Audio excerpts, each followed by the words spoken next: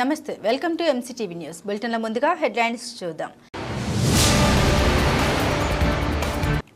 మదనపల్లి జిల్లా ప్రభుత్వ ఆసుపత్రి నందు అన్ని లోపాలే ఉన్నాయని ఆగ్రహం వ్యక్తం చేసిన ఎమ్మెల్యే షాజహాన్ బాషా అత్యవసరమైతే తప్ప రోగిని ఇతర ఆసుపత్రులకు రిఫర్ చేయవద్దని డాక్టర్లకు ఆదేశాలు.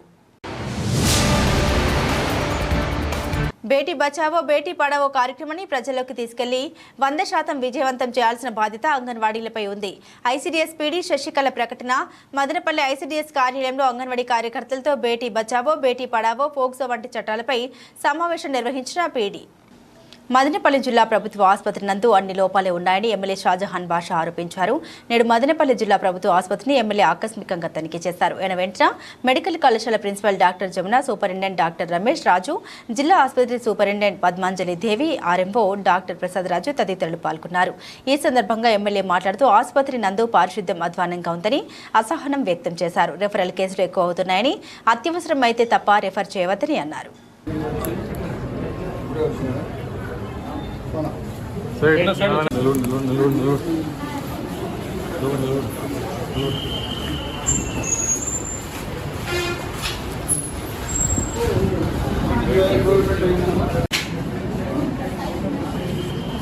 మీ దగ్గర 750 అక్కడ సంప్లీట్ 850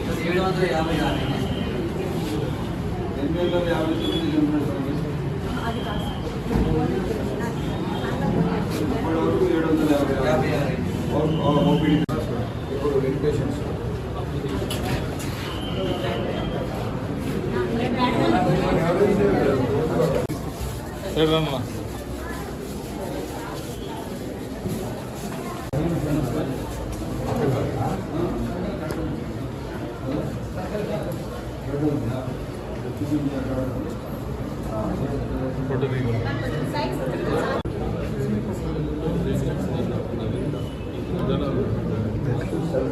కనెక్ట్ చేసుకో. కనెక్ట్ కదా.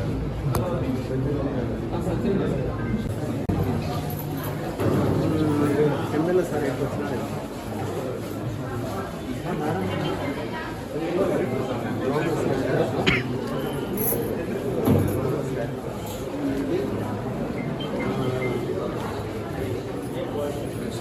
స్టూడెంట్ ఉన్నారా? ఎవరు ఇన్ఛార్జ్ ఎక్స్రేకి? ఇది ఫార్మసీ స్టోర్ ఇదేనా? ఇది OP pharmacy. Main store OP cases OP pharmacy. ఏమేమి ఉన్నాయి మెడిసిన్స్?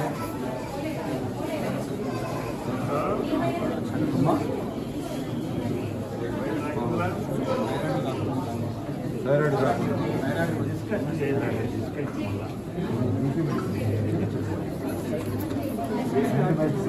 ఓఆర్ఎస్ కూడా బయట ఎవరిని పంపించడం మెడిసిన్ హాస్పిటల్ మాట్లాడాలి.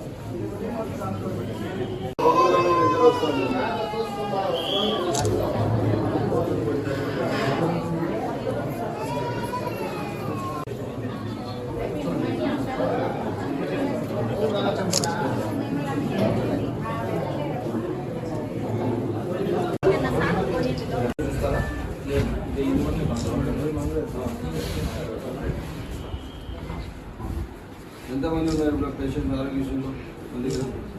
ఇక్కడ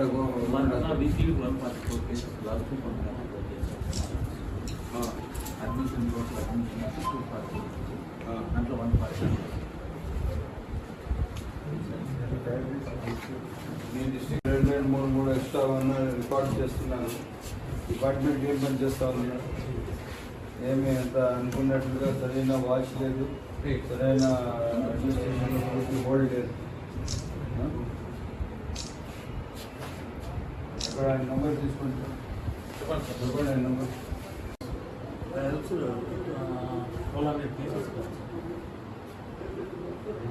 చెప్పిన సంవత్సరం అర్థమైంది. డాక్టర్ గారు, నేను షాజహాన్ ఎమ్మెల్యే మాట్లాడుతున్నాను. నమస్తే. ఆరోగ్యశ్రీ ఏ అలాటెడ్ హాస్పిటల్స్ ఉన్నాయో దాన్ని విజిట్ చేస్తున్నారా మీరు? ఎప్పుడు చేసినారు? మదనపల్లి హాస్పిటల్ ఏ హాస్పిటల్ విజిట్ చేశారు?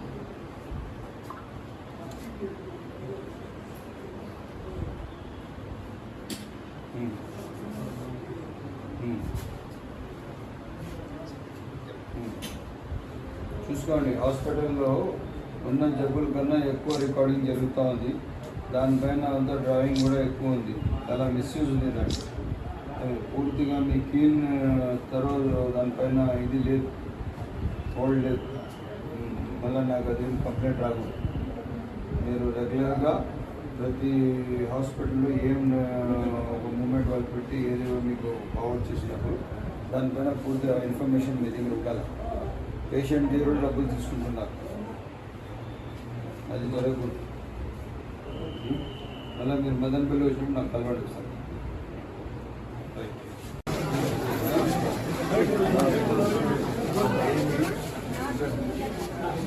ఆపరేషన్ చేస్తున్నారు.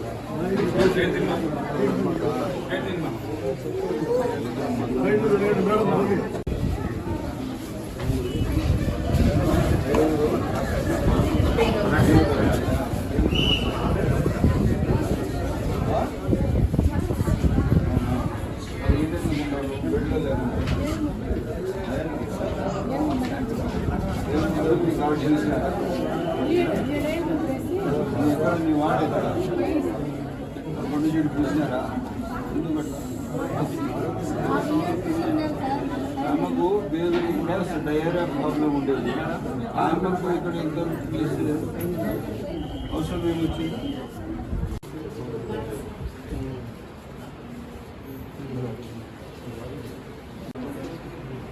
बोले नहीं कि आप सर्जरी कर लेना तुम्हें कौन करे सो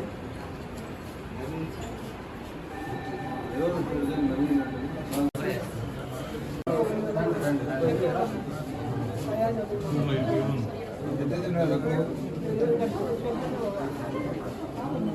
सर्टिफिकेट पे इमीडिएट पे ఎవరు ఇక్కడ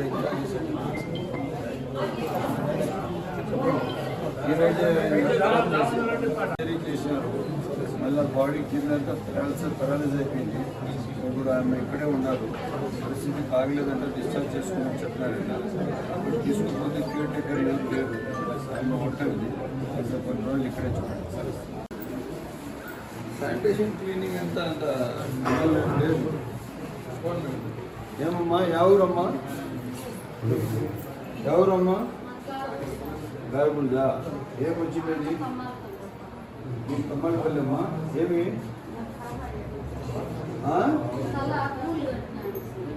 మీదమ్మా ఇక్కడ అయ్యో ఫామ్ కట్టిందా? ఎన్నో చెప్పండి నీకు ఎన్ని రోజులైంది ఇప్పుడు ఎట్లా ఉంది? తగ్గిందా?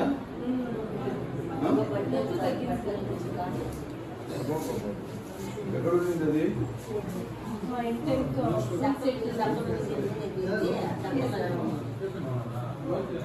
ఏమైనా సమస్య ఉందా?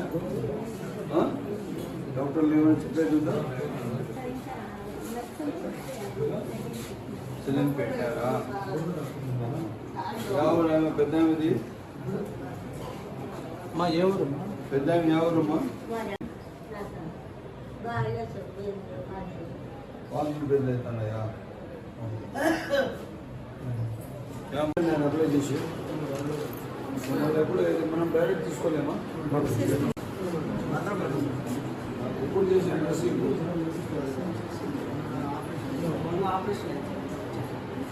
మొన్నటి నుంచి ఇదో డ్రెస్సింగ్ చేయలేదు. ఫీమేల్స్ ఉన్నారు, మేల్స్ ఉన్నారు. అసలు డోర్ పడట్లేదు, బిడేలు పడట్లేదు. ఇప్పుడు మేల్ బాత్రూంలో కూర్చోంటే ఫీమేల్ డోర్ తీస్తే బాగుంటుందా? చూడండి ఒకసారి చెక్ చేయండి. ఒక్కదాన్ని పట్టలేదు డోర్. ఇంత పరిస్థితి. ఇక్కడ అటెండెన్స్ పేషెంట్కి ఒకరు ఉండాలి. అయితే అటెండెన్స్ కూర్చోడానికి ఏమీ లేదు. బెడ్ మీద కూర్చుంటే కూర్చోకూడదు. ఇక్కడ నిలబడుతూనే ఉండాలి. వల్ల ఎలా చెప్పచ్చు? ఒక్కటైనా ఉండాలి కదా అటెండెన్స్. మరి బెడ్ మీద కూర్చుంటే కూర్చోకూడదు. మేము నిలబడుతూనే ఉండాలి. మరి ఒకవేళ హ్యాండిక్యాప్ పేషెంట్ ఉండొచ్చు, అటెండర్ హ్యాండిక్యాప్ ఉండొచ్చు, ఆయన నిలబడుకోండి కదా. ఆయన సొంత సౌకర్యం కల్పించిన వరకు కూర్చోవడానికి మంచి సౌకర్యం పర్మిషన్ ఇవ్వాలి. ఎవరిని వాడించాలి? ఎట్లక్క ఏం జరుగుతుంది ఇక్కడ? ఇదేమి చేయడం లేదు. అందరూ వచ్చేసారు సార్ పక్కన పెట్టినారా? ఇప్పుడే పెట్టాము. ఎంతసేపు అయింది ఇది వచ్చి? ఇప్పుడు జస్ట్ 10 minutes కూడా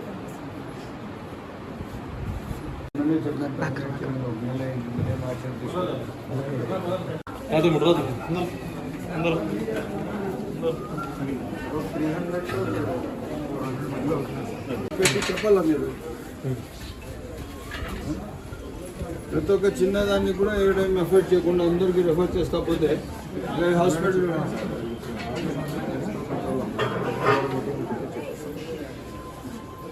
డాక్టర్స్ నేను మెడికల్ సూపరింటెండెంట్ ఆర్ఎంఓ గారు మొత్తం డాక్టర్స్ మీటింగ్ పెట్టి ఇట్స్ నీడే మీరు ఇక్కడ నుంచి రెఫర్ చేయాలి పేషెంట్. ఏమి 108 వాళ్ళు ఏమంటా ఉన్నారు, దొరికిందని వాళ్ళు అంతా రెఫర్ చేసేస్తున్నారు, ఏం మాత్రం ప్లేస్ తీసుకోకుండా మాకు ఎట్లా కష్టమని వాళ్ళు బాధపడుతున్నారు. వాళ్ళు ఏం చెప్పినా అది మనకు అవసరం లేదు. మీరు ఎవరి అష్యూర్డ్ డెసిషన్ మేకర్. ఏమి పేషెంట్ అవసరం ఉంది, ఈయన మార్చల్లా ఇతనికి రెఫర్ చేయాలా, దీనికన్నా బెటర్ హాస్పిటల్ కంటేనే మనం రెఫర్ చేయాలి. ఏదో దొరికింది పేరు చేతిలో పిల్లలు అన్ని రెఫర్ రాస్తే కాదు. మీరు ప్రతి ఇష్యూకి ప్రతి మెడికల్ పేషెంట్కి క్లీన్గా ఫాలోఅప్ చేయాలి. క్లీన్గా ఫాలోఅప్ చేసి అవసరం ఉంటేనే రెఫర్ చేయాలి, లేదంటే ఇక్కడే మనం మంచి చేయాలి. You should take care of the patient.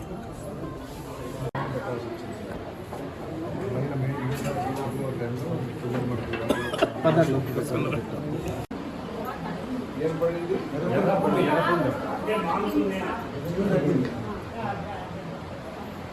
తగ్గిందా? బాగా కేర్ తీసుకున్నాను చెప్పండి.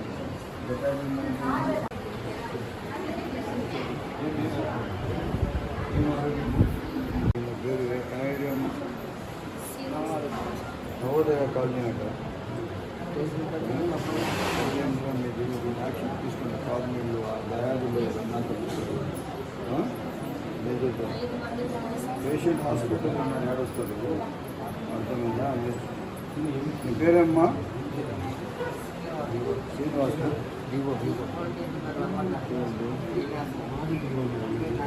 పెట్టినారు. ముందు రోజు కూడా భయం ఉండదు.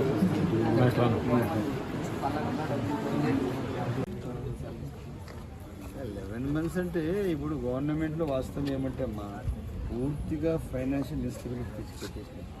ఇప్పుడు మున్సిపాలిటీలో ఉండే డబ్బులు కూడా గవర్నమెంట్ పోవాలి. అసలు ఏం సంబంధం అది? ఎట్లా అడ్మినిస్ట్రేషన్ మొత్తం కొలాప్స్ అయిపోయింది. బట్ దానికి ఒక రెమెడీ వస్తుంది త్వరలో. తప్పకుండా అది పెట్టి అది వచ్చేస్తాం. నేను మాట్లాడతానమ్మా ఇప్పుడు. తప్పకుండా ఫైనాన్స్ డిపార్ట్మెంట్ కూడా మాట్లాడతాను. అదేదో బలవంతాన్ని పూర్తి చేసినట్టు అర్థమైందా?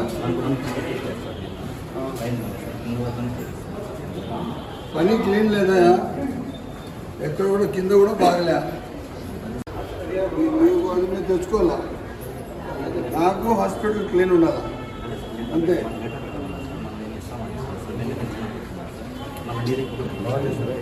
అవన్నీ అడిగితే కాదు. నువ్వు నీ కాంట్రాక్టర్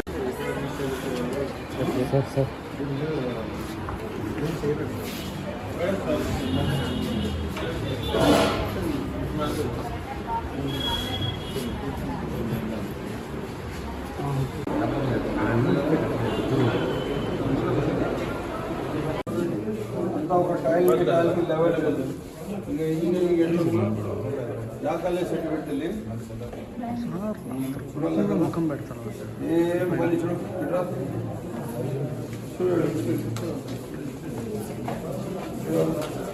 ట్రాలీ పోతే జంప్ అవుతుంది. ట్రాలీ జంప్ అయితే పేషెంట్ కష్టం వస్తుంది. ఇదా పని ఊరికి వేస్ట్. ఇదంతా ఏదో పని స్టాప్ చేసేసండి. మీ ఇంజనీర్ ఎవరు వచ్చి నాకు మాట్లాడుకోలేదు.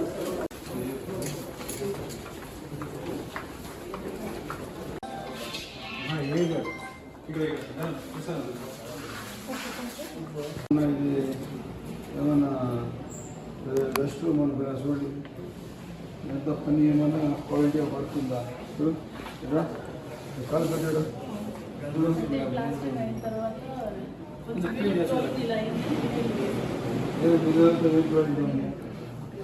చెప్పండి. ఏం క్వాలిటీ ఆఫ్ వర్క్ ఏం మాత్రం విత్ ఇన్ ద స్టాండర్డ్స్ లేదు. All India medical college cancel చేశారంటే అది ఏదో విషయం మాట్లాడతాము విషయం చెప్తాము అన్నారు. దానికోసం మళ్ళీ రీఇన్స్పెక్షన్ పెట్టించండి. రీఇన్స్పెక్షన్ పెట్టించి అంత ఫుల్ఫిల్ చేయండి వాళ్ళు. కంప్లీట్ వీడియోస్ పెట్టాము. Not at all satisfied with infrastructure medical college సరిపోయేంత ఇన్ఫ్రాస్ట్రక్చర్ ఎక్కడ ఉంది మీ దగ్గర? చూడండి ఇది చూడండి ఎట్లా ఉంది చూడండి. ఏమన్నా ఒక వార్డ్ ఉంటుంది కూడా ఉన్నట్లుంది. మెయింటెనెన్స్ లేదు.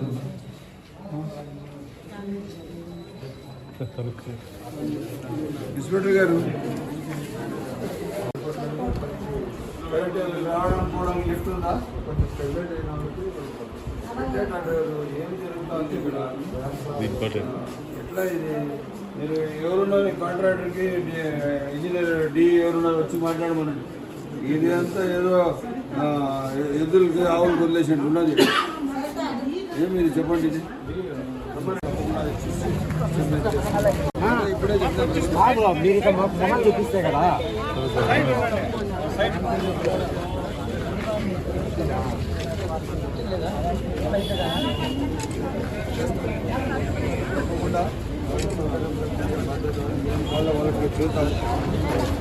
మదనపల్లి జిల్లా ఆసుపత్రికి విజిట్ చేసిన సందర్భంలో ఇక్కడ ఉన్న సమస్యల పట్ల ఎవరైతే కాంట్రాక్టర్ ఇక్కడ పనిచేస్తున్నారో contractor quality of work zero, ఏమాత్రం క్వాలిటీ స్టాండర్డ్స్ లేదు.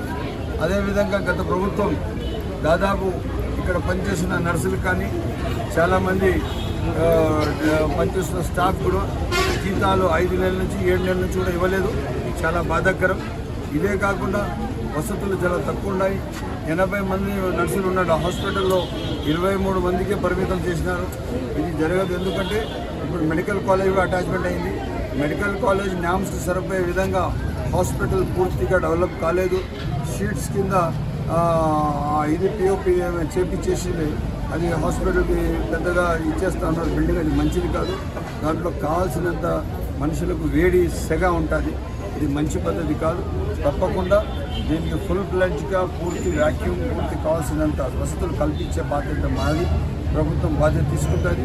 ఈ గత ప్రభుత్వం నిర్లక్ష్యం వల్లనే ఈరోజు హాస్పిటల్ సరిగ్గా నడవలేకపోతుంది. దాదాపు ఒక రోజు 1200 మంది ఓపీడీ పేషెంట్స్ వస్తున్నారు.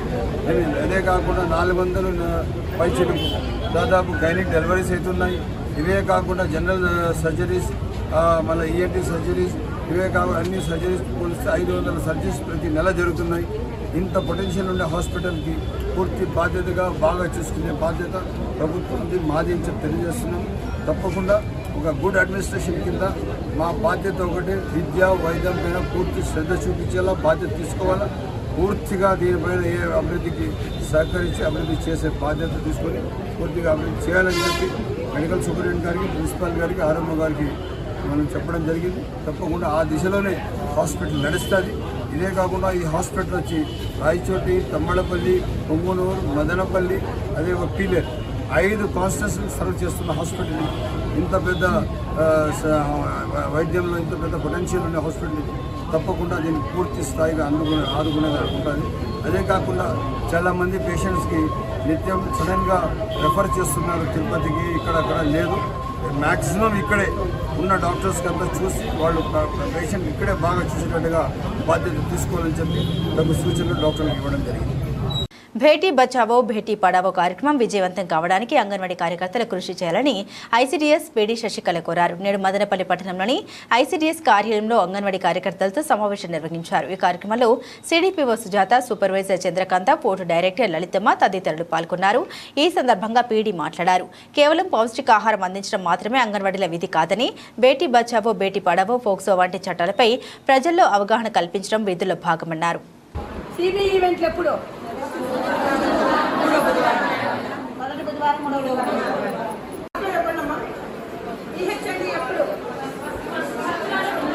కానీ ఈ సెక్షువల్ హరాస్మెంట్ మీద, పోషణ మీద కానీ ప్రతి ఒక్కళ్ళు మీరు ఖచ్చితంగా పెట్టుకుంటున్నారు కదా.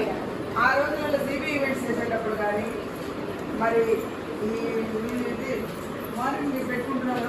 ఫ్రైడే అండ్ సపరేట్గా తీసుకోండి తీసి ఈ చైల్డ్ మ్యారేజ్ గురించి గర్భవతుల బాలికలకు ఈ దీని రెఫ్యూజీ ఐఎంఆర్ గురించి ఇవన్నీ చెప్తారు కదా, అవన్నీ దాని మీద చెప్పేటప్పుడు ఒక అవగాహన మీటింగ్స్ ఉంటాయి. ఇప్పుడు దాని మీద ఈ సెక్షువల్ హరాస్మెంట్ దాని మీద పోస్ట్ మీద చైల్డ్ మ్యారేజ్ మీద ఇవన్నీ కూడా దానికి దీనికి సంబంధం లేదు. వాళ్ళతో అందరితో బాగా మాట్లాడండి. మేము ఈరోజు అంగన్వాడీ వర్కర్స్కి అందరికీ ఈ సెంటర్ టైమింగ్స్ మీద, ఎందుకంటే కరెక్ట్గా 9కి అంతా సెంటర్లో ఉండాలి, ప్లస్ అదేవిధంగా టైమింగ్స్ కూడా కరెక్ట్గా పాటించాలి. వితౌట్ పర్మిషను ఎవరు ఎక్కడికి వెళ్లకుండా ఆయాలు కానీ టీచర్స్ కానీ వాళ్ళ పరిధిలో వాళ్ళ పని వాళ్ళు చేసుకుంటూ ఉండడం కోసము, ప్లస్ వాళ్ళందరికీ అదేవిధంగా first Friday and third Friday PHMD రోజు ప్రజల్లో అవగాహన కల్పించి మొత్తం విలేజ్ కమిటీ లెవెల్లో అందరికీ ఈ బాల వివాహాల గురించి, ఈ పోస్ట్ గురించి, ఈ సెక్షువల్ హరాస్మెంట్ దాని మీద మీటింగ్స్ పెట్టుకుంటూ బేటీ బచావో బేటీ పడావో మీద అవగాహన కల్పిస్తూ ప్రతి ఒక్కరూ అంగన్వాడీ కార్యకర్త తన విధుల్లో భాగంగా ఇవన్నీ చెప్పాలని చెప్పడం జరిగింది. అదేవిధంగా ప్రతి రికార్డ్స్ మెయింటెనెన్స్లో కానీ మెనూ పాటించడంలో కానీ కరెక్ట్గా ఉండాలి. ప్రతి ఒక్కరూ సూపర్వైజర్స్ కానీ సిడిపిఓలు కానీ ఎవరైనా సరే డైలీ విజిట్ చేసి సెంటర్స్ నోట్ క్యామ్లో దాన్ని ఫొటోస్ పెట్టేసి మాకు పంపించాలి. ఇది రెగ్యులర్గా జరిగే ప్రాసెస్సే, కానీ మళ్ళీ ఒకసారి రిపీట్ చేస్తూ అందరికీ అవగాహన కల్పిస్తున్నాము. ఎందుకంటే ప్రతి ఒక్క ప్రాజెక్ట్ మీటింగ్లో మేము ఇవి అన్ని చోట్ల చెప్తున్నాము, కానీ మళ్ళీ ఒకసారి రివైండ్ చేసుకుంటున్నాము అంతవరకే. కానీ దీని మీద మెయిన్ బాల వివాహాలు, బేటీ బచావో బేటీ పడావో, ఈ సెక్షువల్ హరాస్మెంట్ కింద కూడా మెయిన్గా దాని మీద కూడా మీరు దీన్ని కాన్సన్ట్రేట్ చేయాలని చెప్తూ ప్రెగ్నెంట్ అండ్ లాక్టేటింగ్ సంరక్షణ, చిన్నపిల్లల సంరక్షణ, అదేవిధంగా మన సెంటర్లో వచ్చినప్పుడు వండి పెట్టడము, పిల్లలకు టేక్ హోమ్ రేషన్ కానీ మిగతాడు కానీ ఎటువంటి డిఫెక్ట్లు లేకోకుండా సెంటర్ జరగడము, దాని గురించి అవగాహన కల్పిస్తున్నాము. నమస్తే. పీడీ మేడం చెప్పిన విషయాలన్నీ కూడా ప్రతి ఒక్క అంగన్వాడీ కార్యకర్త పాటించి అమలు చేయాలని చెప్పేసి మరీ కోరుతా ఉన్నాను. అలాగే మనం చైల్డ్ మ్యారేజెస్ అనేది ప్రతిరోజు ప్రతినిత్యం మదనపల్లి సరౌండింగ్స్లో మనకి ఫోన్ కాల్స్ వస్తానే ఉన్నాయి, మనం వెళ్తానే ఉన్నాము, హోమ్ విజిట్లు చేస్తాము, వాళ్ళని తీసుకొచ్చి పోలీస్ స్టేషన్లో సరెండర్ చేస్తూ ఉన్నాము. కాబట్టి ఇంకొంచెం ఎఫెక్టివ్గా మనం ఎవరైతే చైల్డ్ మ్యారేజ్ డ్రాప్ చేసామో వాళ్ళపైన కొంచెం నిఘా పెట్టి వాళ్ళు మళ్ళీ మ్యారేజ్ చేసుకోకుండా ఉండేటట్లు కూడా చూడాలని కూడా నేను అంగన్వాడీ కార్యకర్తలను కోరుతా ఉన్నాను.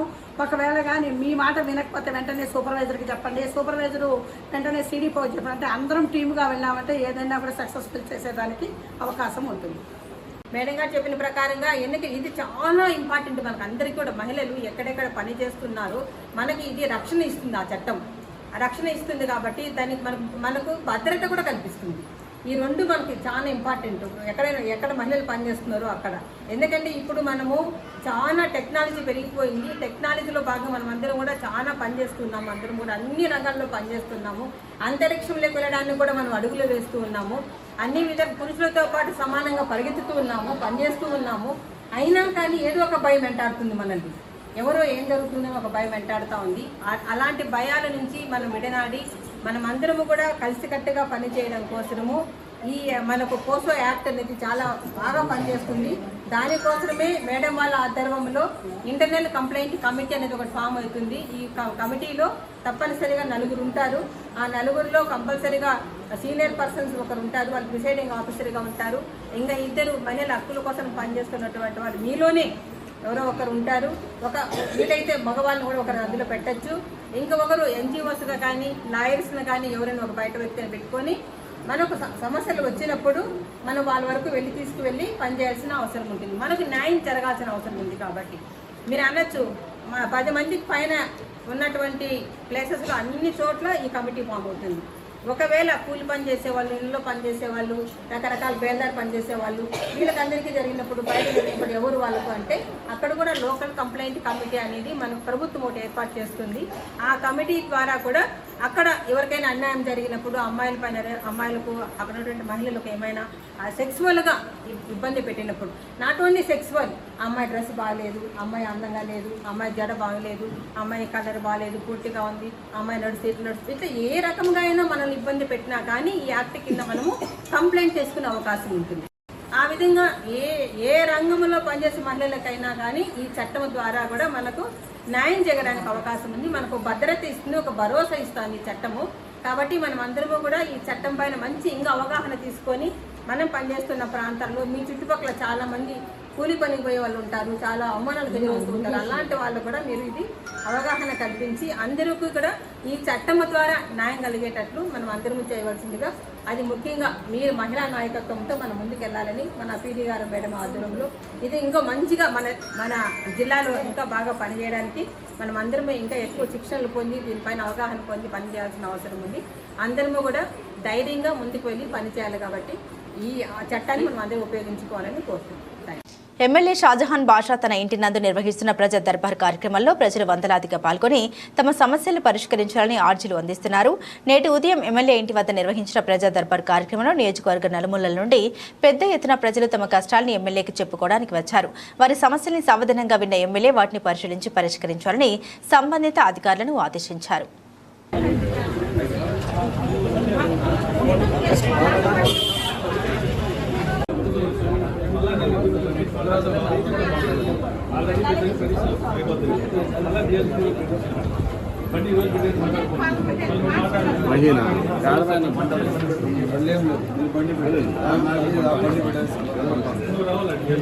రికవర్ చేయాలి, మళ్ళీ రికవర్ చేసి నాకు చెప్పాలంటే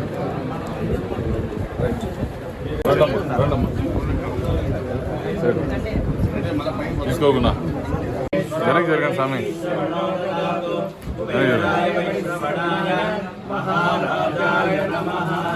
ధనం ధాన్యం పశుం వపకీర్తిలాభం సంవత్సరం దీర్ఘమాయుః శతమానం భవతి శతాయం ఆయుష్యేంద్రియే ప్రతిష్ఠతి.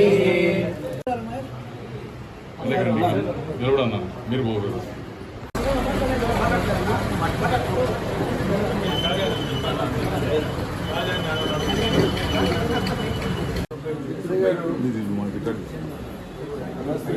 పేరు వచ్చి వెంకట సుబ్బయ్య అని, ఇది భూమి వేరే లేదు దౌర్జన్యం కొడతా ఉన్నాడట. కేసు కట్టి ఇంటికి పంపించాడు. అవిఆర్ఓ కూడా పోమనండి. అందరూ ఓకేనా? ఓకేనా కూడా ఎక్కడెక్కడ సమస్య వస్తే అక్కడంతా నేను తక్షణం మాట్లాడి ఎందుకు చేసిన ఇదంతా ఇది కూడా ఇప్పుడు సపోజ్ మీ దగ్గర ₹1,00,000 వస్తే మీరు భద్రంగా పెడతారు, దాన్ని ఏమైనా మిస్ చేసుకోవాలి.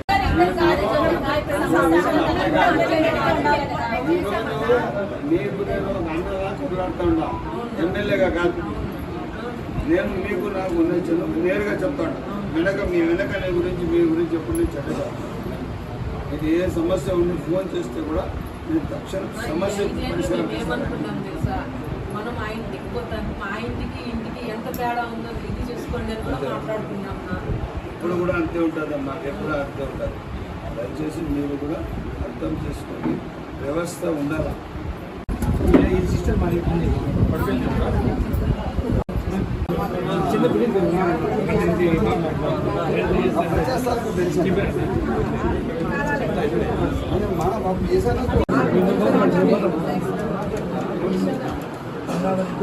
అడే ఉండదు జాఫర్కి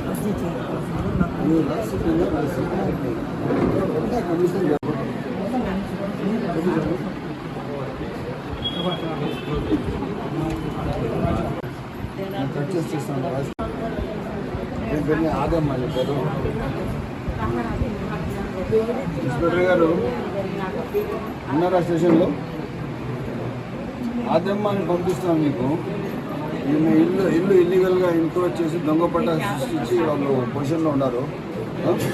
తప్ప ఇప్పుడే ఇమ్మీడియట్గా మీరు మన మోదీ కూడా చెప్పినా నేను వాళ్ళ నుంచి మీకు వస్తుంది.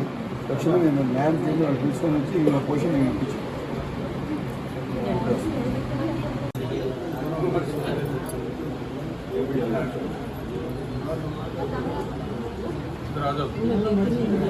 మదనపల్లి ప్రభుత్వ మహిళా డిగ్రీ కళాశాల నందు అడ్మిషన్లు జరుగుతున్నాయని కళాశాల ప్రిన్సిపాల్ డాక్టర్ కృష్ణవేణి పేర్కొన్నారు. నేడు ఆమె ఎంసీటీవీతో మాట్లాడుతూ డిగ్రీ నందు చేరడానికి నెల 11వ తేదీ నుండి అడ్మిషన్లు చేసుకోవడానికి యూనివర్సిటీ అవకాశం కల్పించిందని అన్నారు. ముఖ్యంగా ప్రభుత్వ మహిళా డిగ్రీ కళాశాలలో ఉన్న సౌకర్యాలు ఏ ఇతర కళాశాలలో లేవని, ఇంటర్ పూర్తి చేసుకున్న వారు ఆన్లైన్ ద్వారా డిగ్రీ ప్రవేశానికి వెబ్ ఆప్షన్ ద్వారా దరఖాస్తు చేసుకోవాలని విజ్ఞప్తి చేశారు. ఈ ఏడాది నుండి BSc physics major, botany major కోర్సులు అదనంగా ప్రవేశపెట్టడం జరిగిందన్నారు.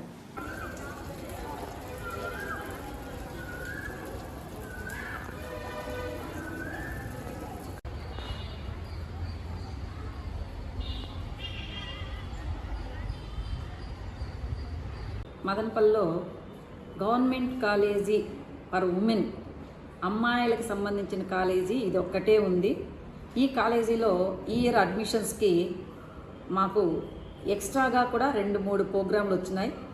బీఏలో అయితే political science, BA advance Telugu, BA history, ఆ విధంగా 3 బీఏ ప్రోగ్రాంలు ఉన్నాయి. బీఎస్సీలో physics major, zoology major, computer science major, botany major. సైన్స్లో 4 బ్రాంచెస్ మాకు మేజర్గా ఉన్నాయి. అలాగే ఈ సంవత్సరము బీబీఏ రీటైల్ కోర్సు కూడా, రీటైల్ ఆపరేషన్ అనే కోర్సు కూడా మేము కొత్తగా ఆఫర్ చేస్తున్నాం. బీకామ్ జనరల్, బీకామ్ కంప్యూటర్తో పాటు బీకామ్ బ్రాంచ్లో బీబీఏ రీటైలింగ్ ఆపరేషన్ అనేది ఒకటి ఇంట్రడ్యూస్ చేస్తున్నాం. ఈ అవకాశాన్ని పిల్లలు ఈ మంత్ ఈరోజు అంటే 10వ తేదీ వరకు రిజిస్ట్రేషన్కు అవకాశం ఉంది. రేపటి నుంచి వెబ్ ఆప్షన్లు పెట్టుకోవడానికి అవకాశం ఉంది. 19వ తేదీ అలాట్మెంట్ వస్తే 20 నుంచి 22వ తేదీ వరకు మీరు పిల్లలు కాలేజీకి రావడానికి మాకు గవర్నమెంట్ ఆర్డర్స్ ఇచ్చాది. కాబట్టి ఎవరైనా ఉమెన్స్ కాలేజీలో చేరాలి అన్న పిల్లలు నిజంగానే మదనపల్లి పట్టణంలో ఉమెన్స్ కాలేజీలో అన్ని సౌకర్యాలతో కూడుకున్న, అనగా ల్యాబ్స్ కానీ, లేకపోతే ఎన్ఎస్ఎస్లు కానీ, కోకరికులర్ యాక్టివిటీస్, కల్చరల్ ప్రోగ్రామ్స్ అన్నీ కూడా ఈ కాలేజీలో పిల్లలకి అందుబాటులో ఉంచి వాళ్ళని మంచి విద్యార్థులుగా తీర్చిదిద్దే లెక్చరర్స్ ఉన్నారు. ఇలాంటి కాలేజీని ఆప్ట్ చేసుకోవాలని తల్లిదండ్రులే కూడా కొంచెం ఆలోచించి పిల్లని ఏ కాలేజీలో చేరితే వాళ్ళకి మంచి భవిష్యత్తు ఉంటుంది అని ఆలోచించి మీరు చేర్చాలని నేను ఈ మీడియా తరపున తెలియజేస్తున్నా. నిజంగా ఇలాంటి కాలేజీ అమ్మాయిలకు ఎంత సెక్యూరిజంగా ఉంటుంది అనేది పట్టణం నడిబొడ్డున ఉంది. అన్ని సౌకర్యాలతో కూడుకుని లైబ్రరీ అయితే 15,000 బుక్కులు ఉన్నాయి. అలాగే కల్చరల్ ప్రోగ్రామ్స్ ఎక్కడ జరిగినా మేము పిల్లల్ని తీసుకెళ్తున్నాం. ఎప్పుడు కానీ ఒక అమ్మాయికి కావాల్సింది చదువు ఒకటే కాదు, చదువుతో పాటు అన్ని రంగాలలోన వాళ్ళ ప్రావీణ్యం పొంది, ప్రవేశం పొంది, వాళ్ళు దానికి తెలుసుకుంటే కన్నా వాళ్ళ భవిష్యత్తు బాగుంటుంది అనే ఉద్దేశంతోనే మేము ఈ విషయం తెలియజేస్తున్నాం. మరి ఒకసారి మరలా చెప్తున్నా, బీఏలో political science, advance Telugu, BA Urdu history, బీఎస్సీలో physics major, computers major, botany major, zoology major. బీకామ్లో BCom computers, BCom general, BBA retail operation, ఈ 3 కోర్సులు ఉన్నాయి. ఈ కోర్సులను మీరు అందరూ కూడా ఏ కోర్సుల్లో చేరాలనే దానికి కావాలంటే కాలేజీలోకి వస్తే కూడా మేము అవగాహన కల్పించి మీకు అందుబాటులో ఉంటాము. రిజిస్ట్రేషన్ ప్రాసెస్ కూడా కాలేజీలోనే మేము ఫ్రీగా రిజిస్ట్రేషన్ చేసి వెబ్ ఆప్షన్ చెప్తాము. కాబట్టి మీరు ఈ అవకాశాన్ని సద్వినియోగం చేసుకోవాల్సిందిగా నేను మీడియా తరఫున తెలియజేస్తున్నాను. రాష్ట్రంలో ప్రభుత్వం మారినా ప్రజలపై భారాలు మాత్రం తప్పేలా లేవని, అదే జరిగితే ప్రజలను సమీకరించి ఉద్యమిస్తామని సిపిఎం జిల్లా కార్యదర్శి పి శ్రీనివాసులు అన్నారు. నేడు సిపిఎం కార్యాలయంలో విలేకరులతో మాట్లాడుతూ తాము అధికారంలోకి వస్తే ప్రజలపై విద్యుత్ భారాలు మోపమని, స్మార్ట్ మీటర్ల బిగింపు ఉపసంహరించుకుంటామని ముఖ్యమంత్రి చంద్రబాబు నాయుడు ప్రతిపక్ష నేతగా ప్రజలకు హామీనిచ్చారని, అయితే మంగళవారం సచివాలయంలో జరిగిన విద్యుత్ శ్వేతపత్రం కార్యక్రమంలో భారాలు మోపే దిశగానే ముఖ్యమంత్రి చంద్రబాబు తీరు ఉందని అన్నారు. విద్యుత్ పంపిణీ సంస్థలు ఆంధ్రప్రదేశ్ విద్యుత్ నియంత్రణ మండలికి 2022, 2023, 2023, 2024 ఆర్థిక సంవత్సరాలకి సంబంధించిన 17,137 కోట్లు ట్రూ ఆప్ను ప్రతిపాదించాయి. ప్రస్తుతం ఇది పెండింగ్లో ఉంది. శ్వేతపత్రంలో ఈ మొత్తాన్ని కూడా రికవరీ కావాల్సి ఉందని ప్రభుత్వం పేర్కొంది. అంటే ఈ భారం ప్రజలపై పడనుందని అన్నారు. నిన్న చంద్రబాబు నాయుడు గారు విద్యుత్ ఛార్జీల మీద ఇచ్చినటువంటి శ్వేతపత్రం ఇవంతా చూసిన తర్వాత ప్రజల మీద విద్యుత్ భారాలు తప్పవేమో అనేటటువంటి అనుమానం కలుగుతూ ఉంది. ఒకవేళ విద్యుత్ ఛార్జీలను కనుక ప్రజల మీద భారాలు మోపితే ఖచ్చితంగా సిపిఎం పార్టీ ఆధ్వర్యంలో ప్రజల్ని కూడగట్టి ఉద్యమిస్తామని సిపిఎం అన్నమయ్య జిల్లా కమిటీ తరఫున హెచ్చరిస్తూ ఉన్నాం. ట్రూఅప్ ఛార్జీలను వ్యతిరేకించినటువంటి చంద్రబాబు నాయుడు ఈరోజు 17,000 కోట్ల రూపాయల బకాయిలు ఉన్నాయి, వీటిని చెల్లించాలని చెప్పి మాట్లాడుతున్నాడంటే ఇవి ప్రజల మీద వేస్తారా అనేటటువంటి అనుమానం వస్తూ ఉంది. ఆయనే వాటిని రద్దు చేస్తున్నట్టుగానే ప్రకటించలేదు.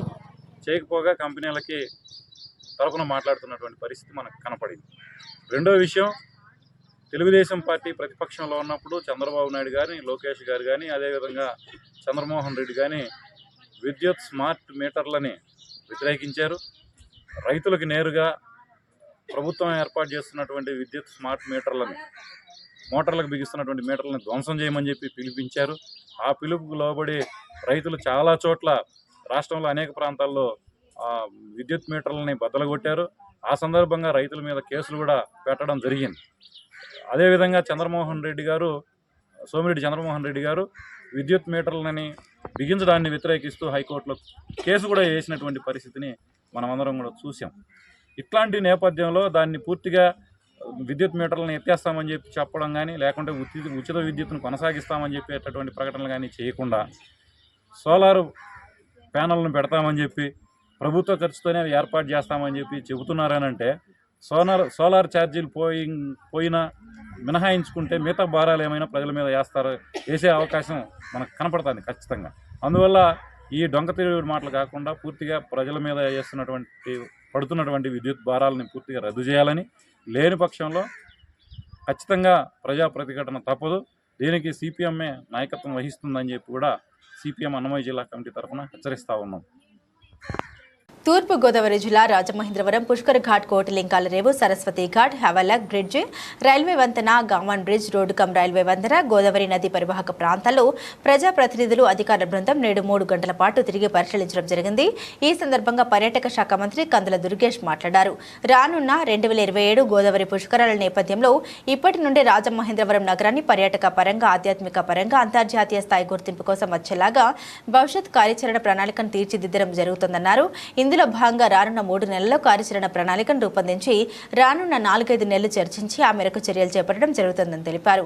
గోదావరి నది తీర ప్రాంతాన్ని కాలుష్యరహితంగా అభివృద్ధి పరచడంతో పాటు హెవలక్ బ్రిడ్జిపై సుందరీకరణ పనులను చేపట్టడం ద్వారా ఆహ్లాదకరమైన వాతావరణం కల్పించి పాదచారులకు అందుబాటులోకి తీసుకొచ్చే ప్రతిపాదన సిద్ధం చేస్తున్నట్లు తెలిపారు.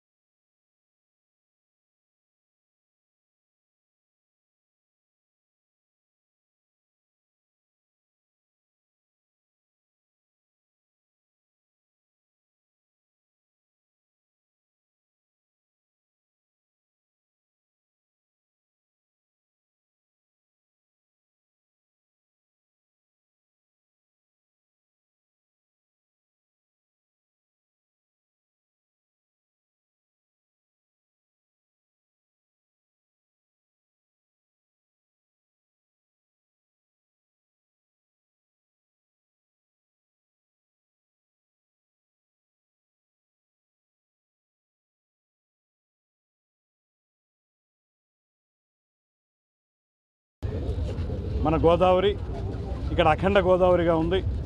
ఈ అఖండ గోదావరిని పరిరక్షించుకోవడం ఏ రకంగా చేయాలి, అదేవిధంగా రాబోయే పుష్కరాలకి మనకు ఉన్నటువంటి ఘాట్లన్నింటినీ కలుపుకుని మరిన్ని ఘాట్లను కూడా ఏర్పాటు చేసుకుని భక్తులందరికీ కూడా వీలుగా ఉండే విధంగా పుష్కరాలను ఎలాగ మనం నిర్వహించుకోవాలనేటువంటి అంశం మీద, అదేవిధంగా ఏదో తాత్కాలిక ప్రాతిపదిక మీద కాకుండా ఒక దీర్ఘకాలిక ప్రయోజనాలు సిద్ధించే విధంగా ఒక పర్మనెంట్గా ఉండేటువంటి విధంగా గోదావరి పరిరక్షణ ఒక కార్యక్రమం, అదేవిధంగా పుష్కరాల నిర్వహణ ఒక కార్యక్రమం, అదేవిధంగా పుష్కరాలకు వచ్చేటువంటి క్రౌడ్ మేనేజ్మెంట్ ఒక కార్యక్రమం, ఆ తర్వాత ఇక్కడ ఉండేటువంటి హాస్పిటాలిటీ ఏ రకంగా వచ్చేవారందరికీ కూడా వసతి కల్పించాలనేటువంటిది మరొక విషయం.